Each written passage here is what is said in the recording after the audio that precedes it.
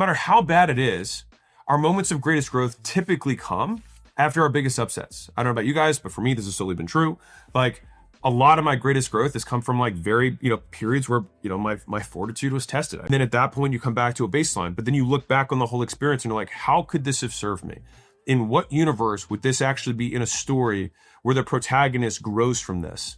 So I love this. I think like I heard this first time on Joe Rogan, but I love the frame, which is that if you were to wake up, right, as the main character in a movie, and you know that that movie has a happy ending, and the character gets passed up for the promotion, doesn't get the girl, the person they cared about most dies, what would the character in the story do to move the plot along towards the happy ending?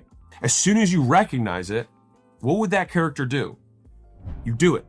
And to be clear, guilt means that you broke your own rules, and shame means you broke other people's rules. And those things are only useful as long as they get you to change your behavior for the better. You just simply feeling bad for the sake of feeling bad and not changing your behavior serves no one. So to be clear, I am not saying that you're supposed to numb yourself at all. I'm stating that you do not need to act out your feelings. In other words, just because you feel like shit doesn't mean you need to act like shit, treat other people like shit, or treat yourself like shit. I think separating our feelings from how we behave is a sign of maturity, which has almost nothing to do with how old you are, only how skilled. And that means that you can work on it. And if that's not a hopeful message, I don't know what is.